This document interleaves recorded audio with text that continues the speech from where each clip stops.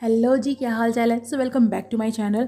आज मैं आपको रूम नंबर 9 का पार्ट 14 एक्सप्लेन करने वाली हूँ। लेकिन उससे पहले अगर आप मेरे चैनल पे नए हैं, चैनल को सब्सक्राइब नहीं किया है, तो जल्दी से चैनल को सब्सक्राइब कीजिए। तो चलिए बिना किसी देरी के चलते हैं अपने एक्सप्लेनेशन की ओर।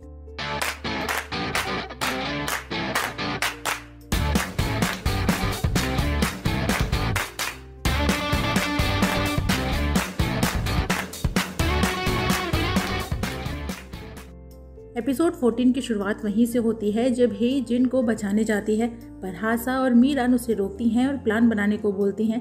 वहीं सीईओ का सेक्रेटरी जिन और की चान के हाथों को आपस में बांधकर डॉक्टर बोंग को उन्हें एईडी मशीन से शॉक देने का बोलकर वहां से चला जाता है।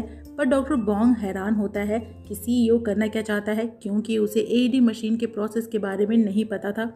और बाहर मीरान नर्स की ड्रेस पहनकर आती है ताकि गार्ड्स को वहां से हटा सके और जोर जोर से चिल्लाती है कि उन्होंने उसे हराश किया है, जिस वजह से डॉक्टर बोंग बाहर आता है। हालांकि वो मीरान को पहचान लेता है, पर फिर भी बोलता है कि अगर उसे प्रॉब्लम है तो पुलिस कंप्लेंट कर सकती है। वो और पूरा हॉस्पिटल स्टाफ उसका साथ देंगे और गार्ड्स मीरान को वहां से ले जाते हैं। वहीं हेई फायर अलार्म के नीचे पेपर जलाकर आग लगाती है, जिस वजह से अलार्म ऑन हो जाता है और पूरे हॉस्पिटल में भागा दौड़ी मच जाती है। और इधर डॉक्टर बोंग जिन और की चान को शॉक देने की तैयारी करता है, जिस वजह से लाइट ब्लिंक होने लगती हैं। और तभी हेई और हासा रूम में आती हैं और डॉक्टर बोंग को रोकती हैं, पर वो फिर भी शॉक देने जाता है, लेकिन दोनों मिलकर उसे रोकने की कोशिश करती हैं, जिस वजह से शॉक डॉक्टर बोंग को ही लग जाता है और वो वहीं बेहोश हो जाता है। तो हेई बाहर आती है हेल्प लेने के लिए और तभी सीईओ को की चान के रूम की तरफ जाते देखती है, तो हासा को कॉल करके इन्फॉर्म करती है और हासा किसी तरह वहां से बाहर निकलती है। और जब सीईओ रूम में आता है तो डॉक्टर बोंग को बेहोश और जिन और की चान को एज इट इज पाता है। अब वो कंफ्यूज होता है कि क्या बॉडी एक्सचेंज प्रोसेस पूरा हुआ या नहीं, और सेक्रेटरी बोलता है कि उन्हें जिन को वापस वहीं छोड़ देना चाहिए जहाँ से उसे लेकर आए थे, और अगर प्रोसेस सक्सेसफुल हुआ होगा तो वो खुद ही उन्हें ढूंढता हुआ उनके पास आएगा। नेक्स्ट सीन में जिनको होश आता है और वो डॉक्टर बोंग के चेम्बर में था। उसे थोड़ा चक्कर भी आता है और वो नोटिस करता है कि अभी 10:30 हो रहे हैं, जबकि वो डॉक्टर बोंग से जब मिलने आया था तब 8:30 हो रहे थे। उन दोनों ने हासा के केस के ऊपर बातें की और डॉक्टर बोंग ने उसे कॉफ़ी पीने को दी थी, जिसके पीने के बाद का उसे कुछ भी याद नहीं है। और प्रेजेंट में नर्स उसे बताती है कि डॉक्टर बोंग के सेक्रेटरी ने कॉल करके बताया था कि थकान की वजह से वो बेहोश हो गया था और अभी डॉक्टर बोंग को इलेक्ट्रिक शॉक लगने की वजह से ब्रेन डैमेज हुआ है और वो अभी ऑपरेशन रूम में है। और इलेक्ट्रिक शॉक का नाम सुन के जिन हैरान होता है। वहीं हेई हासा और मीरान को थैंक यू बोलती है और कहती है कि उन्होंने जिन की लाइफ बचाने में उसकी हेल्प की है, तो अब वो भी उसकी हेल्प करेगी और उसके केस के पेपर सीईओ से वापस लेकर आएगी। इधर बोंग सैम हासा की हेल्प करने के लिए उस इंसान का पता लगाता है जिसने ली सांगी को मारा और मोटेल में हासा पे अटैक किया था, और उस इंसान का नाम था हॉक जिन, जो कभी एनएसआई एजेंट था। एनएसआई यानी कि नेशनल सिक्योरिटी इंस्टीट्यूट, और सीईओ के सेक्रेटरी का सबऑर्डिनेट भी, जब वो एनएसआई सेफ्टी एडवाइजर हुआ करता था। और बोंग सैम के डिटेक्टिव फ्रेंड को अपने सोर्सेज से पता चलता है कि हॉक जिन काफ़ी पुअर बैकग्राउंड से आता है, पर आज वो 12 स्टोरी बिल्डिंग का ओनर है। और बोंग सैम को लगता है कि इन सब के पीछे सीईओ का हाथ है। वहीं जिन अभी भी याद करने की कोशिश करता है कि उसके साथ हुआ क्या था, और अपने हाथ पे इंजेक्शन का निशान देखता है जो डॉक्टर बोंग ने उसे दिए थे, और उसे सीईओ की बात याद आती है कि वो की चान की हेल्प करना चाहता है उसे नई लाइफ देकर। जिसके बाद वो सीधा की चान के रूम में आता है और जब सीईओ उसे वहां देखता है तो उसे लगता है कि प्रोसेस सक्सेसफुल हुआ और वो की चान है, पर जिन उसे भाई बुलाता है। और तभी की चान को होश आता है और वो अगेन खुद को मार डालने को बोलता है। इधर हासा की तबीयत खराब होने लगती है तो जिन उसे देखने आता है और हासा उसे बोलती है कि वो हेई से ज्यादा नफरत ना करे। लेकिन वापस जाते टाइम जिन हेई को सुनाते हुए मीरान से बोलता है कि अगर उनके पास रहने की कोई और जगह नहीं है तो वो उन्हें कहीं और शिफ्ट कर देगा, क्योंकि यहाँ आना उसे कंफर्टेबल नहीं लगता, जो सुनकर हेई हर्ट होती है। रात मीरान हेई से बोलती है जिन को सच बताने के लिए कि उसने उसकी जान बचाई थी, पर हेई बोलती है कि जिन को उनके रिलेशन में फेथ और ट्रस्ट चाहिए था और वही वो उसे नहीं दे पाई है, तो अब कोई भी एक्सक्यूज बेकार है। इधर बोंग सैम को अपने इन्वेस्टिगेशन से पता चलता है कि ली सांगी जिस दिन फिलीपींस गया था, हॉक जिन भी तब उस सेम फ्लाइट में था, और ली सांगी के मरने के 11 घंटे बाद वो वापस कोरिया आ गया था। इसीलिए वो श्योर होता है कि हॉक जिन ने ही ली सांगी का मर्डर किया है। वहीं हेई किम से मिलती है और बताती है कि अगर हासा ने अपील के लिए पेपर रीसबमिट किए तो वो सीईओ के लिए डिफेंस स्ट्रेटेजी बनाना चाहती है और इसलिए वो टेप रिकॉर्डर वापस मांगती है।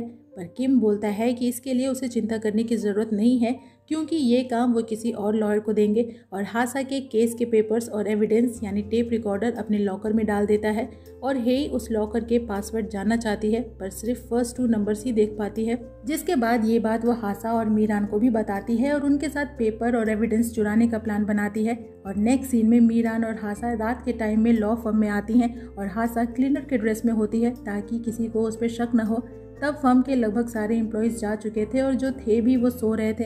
तो दोनों किम के चेंबर में आती हैं और हेई ने उन्हें जो नंबर कॉम्बिनेशन दिया था वो ट्राई करती हैं पर पहले 2 कॉम्बिनेशन गलत होते हैं जिस वजह से लॉकर से एरर की आवाज़ आती है और इस शोर से हेई का असिस्टेंट नींद से उठ जाता है जो तब फर्म में ही था। और इधर अब दोनों के पास एक लास्ट चांस बचा था और वो लोग फर्स्ट 2 नंबर के साथ किम की बहन यानी सीईओ की वाइफ की बर्थ डेट डालते हैं और लॉकर ओपन हो जाता है पर वो पेपर और एविडेंस वहाँ नहीं थे। और इधर हेई का असिस्टेंट भी किम के चेंबर के बाहर आ जाता है और जब उसे अंदर हरकत महसूस होती है तो वो चेंबर के अंदर आता है जहाँ वो मीरान को देखता है हासा से सफाई करवाते हुए, जो बताती है कि हेई वापस से फर्म ज्वाइन कर रही है और वो उसकी चेंबर की सफाई करवाने आई थी और असिस्टेंट को अपने साथ वहाँ से ले जाती है और इस बीच में हासा वहाँ से निकल जाती है। और नेक्स्ट सीन में दोनों हेई से मिलती हैं और बताती हैं कि पेपर और एविडेंस दोनों लॉकर में नहीं है। वहीं किम वो पेपर और एविडेंस सीईओ को लाकर देता है जो उसे जलाकर डिस्ट्रॉय कर देता है। इधर हासा हेई को बिना हार्ड एविडेंस के भी फिर से कोर्ट में पेपर सबमिट करने को बोलती है और उसे वो डॉक्यूमेंट्स एंड सीडीज देती है जिसमें हेई के अगेंस्ट घूस देने और फ्रॉड करके केस जीतने के सबूत थे जो हासा ने लॉकर से चुरा लिए थे और समझ गई थी कि इसी के चलते हेई ने उसे धोखा दिया था। और हेई अपने एक्शन पे गिल्टी फील करती है जो उसने हासा के लिए किए थे क्योंकि आज हासा ने उसकी लाइफ और उसका करियर दोनों बचा लिए और वही वो उसे शुरू से गलत समझती आई। नेक्स्ट सीन में जिनको पता चलता है कि डॉक्टर बॉन्ग को होश आ चुका है तो वो सीधा उससे मिलने आता है और उस रात के बारे में पूछता है कि क्या उसने जो भी किया वो सीईओ के कहने पे किया, क्या वो की जान के साथ उसकी बॉडी एक्सचेंज करने वाला था। लेकिन तभी सीईओ वहां आता है और वो डॉक्टर बॉन्ग से पूछता है कि क्या वो उसे पहचान सकता है, जिस पे वो उसे डैड बुलाता है जो सुनकर तो सीईओ का चेहरा देखने लायक था और डॉक्टर बॉन्ग उसे उसकी मॉम के पास ले जाने को बोलता है। और यहाँ बहुत ही फनी सीन था, एक बार को तो मुझे भी लगा कि कहीं की जान की बॉडी इससे तो नहीं एक्सचेंज हो गई। फिर किसी तरह जिन उसे एनेस्थीसिया देकर सुला देता है जिसके बाद वो हासा को इसकी जानकारी देता है कि शॉक लगने की वजह से डॉक्टर बॉन्ग के ब्रेन में ब्लड सप्लाई रुक गई थी और उस वजह से वो पागल सा हो गया है और बच्चों जैसा बिहेव कर रहा है। हालांकि उसे उससे उस रात के बारे में पूछना था जिसपे हासा हेई से सच बताने को बोलती है पर हेई मना करती है। इधर सीईओ अलग पागल हो रहा था कि शॉक डॉक्टर बॉन्ग को कैसे लग सकता है और वो भी उस एडी मशीन को तोड़ने चल देता है कि उसे हेई पे विश्वास ही नहीं करना चाहिए था। पर उसका सेक्रेटरी उसे रोकता है और पेशेंस रखने को बोलता है, भाई तुम सबके सब मिलकर इस मशीन के पीछे ही क्यों पड़े हो। वहीं किम देखता है कि उसके लॉकर से हेई के खिलाफ वाले एविडेंस गायब हैं और हेई का असिस्टेंट बताता है कि पिछली रात मीरान एक क्लीनर को लेकर उसके चेंबर में सफाई के लिए आई थी। नेक्स्ट सीन में देखते हैं बॉन्ग सैम और हासा को और बॉन्ग सैम उसे हॉक जिन की फोटो दिखाकर कंफर्म करता है कि मोटेल में उसे पॉइजन देने वाला इंसान वही था। वहीं जिन हॉस्पिटल के सिक्योरिटी रूम से उस रात की जान के रूम के बाहर की रिकॉर्डिंग निकलवाता है और गार्ड उसे बताता है कि उस दिन उसे रात में की जान के फ्लोर के सारे सीसीटीवी कैमरास को बंद करने का ऑर्डर था, लेकिन फायर अलार्म बजने के चलते सारे कैमरा ऑटो मोड पे चले गए और उसके पास बस उस टाइम की ही फुटेज है। यानी शुरू में कैमरास बंद थे लेकिन ऑटो मोड में जाने के चलते कैमरा अपने आप ऑन हो गए। जिसके बाद जिन उस रिकॉर्डिंग को चेक करता है जिसमें वो हेई और हासा को भी देखता है और इधर सीईओ का सेक्रेटरी भी सीईओ को वही रिकॉर्डिंग दिखाता है और जब वो उसमें हेई और हासा को देखता है तो पागल ही हो जाता है और समझ जाता है कि उन दोनों ने ही प्रोसेस इंटरप्ट किया था। और किम बोलता है कि उसे तो शुरू से ही हेई पे विश्वास नहीं करना चाहिए था और बताता है कि कोई उसके चेम्बर में भी क्लीनिंग स्टाफ बन के घुसा था और हेई के अगेंस्ट सारे एविडेंस गायब कर दिए और सिक्योरिटी कैमरा से पता चला कि वो हासा थी। जो सुनकर तो सीईओ और पागल हो जाता है और ऑर्डर देता है उन सभी को रास्ते से हटा देने के लिए। वहीं बॉन्ग सैम हासा से उसकी हेल्प के बदले अपने सवालों के जवाब मांगता है कि सीईओ उसे क्यों मारना चाहता है और क्यों की चान ने अपने ही डैड के लोगों का मर्डर किया, जिस पे हासा उसे बताती है कि सीईओ रियल कीसान नहीं है बल्कि रियल योंगबे है, वो योंगबे जिसके मर्डर के इल्ज़ाम में वो 34 सालों से जेल में बंद अपनी मौत की सज़ा का इंतज़ार कर रही है और उससे हेल्प मांगती है सीईओ की सच्चाई बाहर लाने में, जिसमें वो भी उसकी हेल्प करेगी। इधर किम सीईओ के सेक्रेटरी को हेई के घर की स्पेयर की देता है क्योंकि हेई को कंपनी की तरफ से घर मिला था तो उनके पास एक स्पेयर की थी हालांकि वो सीईओ के फैसले से कन्विंस नहीं होता, पर फिर भी उसके पास कोई और रास्ता नहीं था। वहीं जिन हेई से मिलने उसके घर आता है और फिर से उससे पूछता है कि क्या उसने सीईओ के साथ कॉम्प्रोमाइज़ उसकी सेफ्टी के लिए किया, जिस पे हेई फिर से मना करती है और बोलती है कि ये सब कुछ उसके लिए था, वो खुद के एक्शन का रिएक्शन झेल रही थी। पर जिन उससे उस रात के बारे में पूछता है कि उसने उसे क्यों बचाया, जिस पे हेई बोलती है कि वो भी उसके लिए था, वो खुद को एक चांस दे रही थी और अब वो उसके आइडेंटिटी वेरिफिकेशन केस को भी खुद ही हैंडल करना चाहती है। ओवरऑल वो अपने पापों का पश्चाताप कर रही थी और जिन उसे हक कर लेता है क्योंकि वो जान चुका है कि हेई सब कुछ उसके सेफ्टी के लिए कर रही थी और वो मजबूर थी।